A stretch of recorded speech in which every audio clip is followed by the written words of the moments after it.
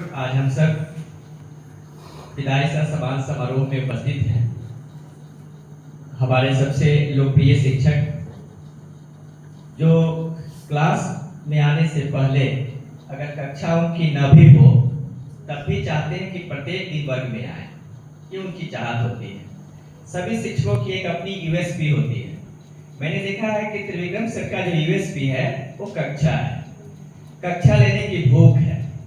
Revati sir जब आते थे और कार्यालय में आते ही सबसे पहले किसी पुस्तक की चर्चा करते थे, किसी नई पुस्तक को लेकर आ जाते थे और हम लोगों से भी पूछा करते थे कि मंगवाए हो, पढ़ा है।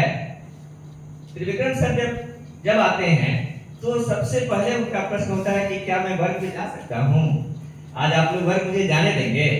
ये हमेशा वर्ग लेने की उनकी भूख है। मैं क्योंकि बहुत बोलने में हिचकिचाता हूँ, बहुत कम बोलता हूँ, डरता हूँ और डरने के कई कारण हैं। तो फिर भी आज डरने की बात नहीं है, मैं कुछ कहूँगा। इसलिए क्योंकि यह विदाई का समय तो है, लेकिन मैं जो भी कहूँगा मेरे अंदर की आवाज़ है, उस आवाज़ को मैं आपके सामने रखूँगा। मैंने देखा है कि लोग सेवानिवृत्त होने के पश्चात खास करके जो छोटे शहरों में या बड़े शहरों में जो नौकरी पेशा वर्ग के लोग हैं, वो रिटायरमेंट के बाद यह प्लान करते हैं कि मुझे गांव जाना है, गांव में बसना है, ऐसी उनकी इच्छा होती है और तब वो गांव जाना चाहते हैं। एक ऐसी ही कहानी है, आप लोगों ने नाम सुना होगा, दिवाकर जी की कहानी है माहुर पानी। उसमें एक प्रोफेसर की कहानी है, जो बिहार के ये प्रोफेसर साहब हैं, प्रोफेसर प्रमोद बाबू। उनकी इच्छा है कि वो रिटायरमेंट के बाद अपने गांव चले जाएं और गांव जाकर क्या करना है ये भी इच्छा है। यह इच्छा है कि जाकर वहां के बच्चों के लिए पुस्तकालय खोलूंगा और उस गांव में एक छारण नदी है, उस नदी का उद्धार करूंगा और अन्य लोगों की मदद करूंगा। ये दो तीन बातें उनके जेहन में है। जब वो गांव छोड़कर जब उनकी नौकरी लगी थी और जब वो गांव छोड़कर गए थे तो उनकी स्मृतियों में ये बात थी, वह जो गांव थी वो समझते थे वही गांव है। इसलिए उन्होंने रिटायरमेंट के बाद फैसला लिया कि गांव जाएंगे। परिवार के लोग बड़े परेशान थे, बेटा बेटी उनकी पत्नी सभी परेशान थे। कहाँ शहर की इतनी अच्छी जगह छोड़कर कहाँ जा रहे हैं गांव में। लेकिन उन्होंने फैसला किया था कि गांव जाऊंगा। लेकिन वो विगत 30 सालों में जो गांव में परिवर्तन हुए थे, गांव में जो दाव पेच बढ़ा था, उससे वे अनभिज्ञ थे।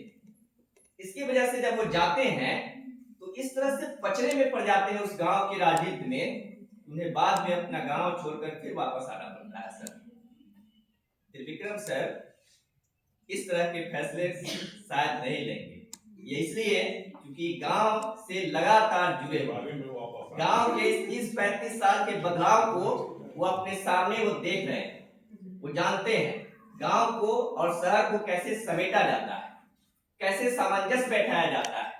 आप सबको जानकर हैरानी होगी कि सर की जितनी इच्छा रहती है, आपकी चिंता रहती है क्लास को लेकर, उनकी उतनी ही चिंता रहती है अपने खेतों की लेकर, अपने खेत में फसलों को लेकर। वो लगातार गांव में अपनी खेती किसानी का काम करवाते हैं, गांव के लोगों से जुड़े रहते हैं, गांव के जो इनके बंधु बांधव हैं उन सबसे जुड़े रहते हैं। ये उनकी खासियत है। इसलिए उनको अलग से सेवानिवृत्ति के पश्चात गांव की तरफ रुख करने की आवश्यकता नहीं। प्रमोद बाबू की तरह वो जुड़े हुए हैं, गांव से लगातार जुड़े हुए हैं।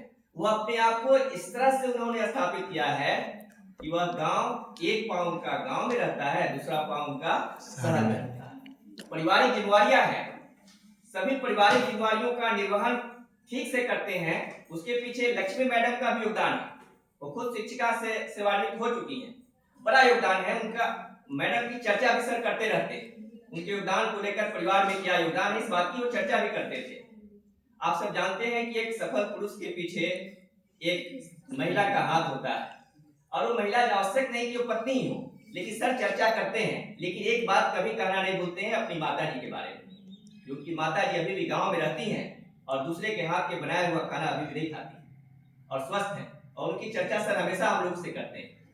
एक दो बात मैं और कहना चाहूंगा, सर ने लंबे समय तक नौकरी की है छपरा यूनिवर्सिटी में, जयप्रकाश नारायण विश्वविद्यालय, और मैं यह जानकर हैरान था कि प्रत्येक दिन घर से अहियापुर से आते थे और यहाँ पर रेलवे स्टेशन पर साइकिल से, और फिर वहां से ट्रेन पकड़कर जाते थे, फिर आते थे।